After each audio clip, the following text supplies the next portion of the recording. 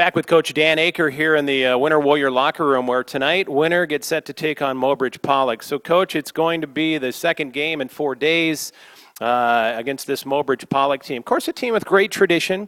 What do you know about Mobridge Pollock this time around, and what do you expect to see from them here tonight?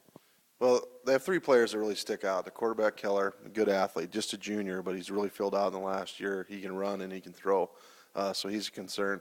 Austin Bohr, the tailback, state placer in 100 the last couple of years, and we won't see him again if he gets an open field. So we hope that we can keep him contained and not let him get loose. And then Hill at wide receiver seems like their go-to guy, tall and athletic, and has made some nice catches. So we got to kind of defensively contain those 3 and not give up big plays. Big plays were the concern against St. Thomas More, which led to their 2 touchdowns. They run a lot of similar offensive sets as St. Thomas More, so in the short preparation time, that probably helped us just because alignment and all that stuff is the same that we worked on the week before.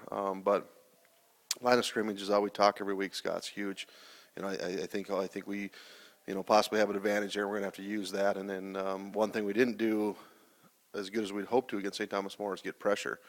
So we got to try to dial up some pressure on Keller in passing situations in particular, but stop the run. We did a good job against St. Thomas More of that, and we got to do it against Mobridge and force them into those passing situations.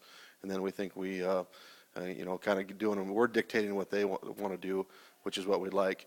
And then same thing offensively. They run a 4-4 like St. Thomas More too. So preparation as far as how we execute. It is a short day, but I guess the schemes that those 2 teams run has kind of helped us. We didn't have to complete the overhaul and try to get them ready for something we hadn't seen before. So that's beneficial. But I think line of scrimmage is going to be huge. Ball control. I really like the fact that we created 3 turnovers last week. We hadn't been doing that, and then historically we've been a team that can get some takeaways. So we finally had in the takeaway giveaway department, and that can play a part tonight too. So we just got to be solid. We didn't do anything with them since St. Thomas More. It's just been mental walk through, some 3/4 speed stuff against dummies because, honestly, they needed a rest physically. So I think we're ready to go, though. Before we are done here tonight, talking about the game tonight, I want to backtrack to the game on Tuesday. A couple players, Brendan Harder and Shaden Dre, really played well in that game, I thought. I would agree with you. And I think the first 4 games we've really kind of been led by what I would call our big 3 defensively, Craig Kolakowski, Jay Brandis, and Trace Meyer. But Shaden had a tough task. We were basically in passing situations. We played zone, but the way they spread us out, he was manned up a lot.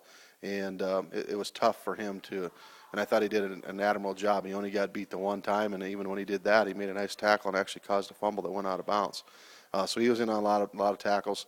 And, Brendan is, Craig gets a lot of attention. Brendan's a solid defensive end, but I think he had his maybe breakout game last week. He had a lot of knockdowns, and then he had the knockdown with an interception and played very, very well. So hopefully we see that, for him as the season goes on, because it's nice to have 2 DNs in him and Craig like we do. But, I would agree with you. Those 2 played very, very solid. Injury situation going into the game here tonight? Yeah, Derek Forward is out.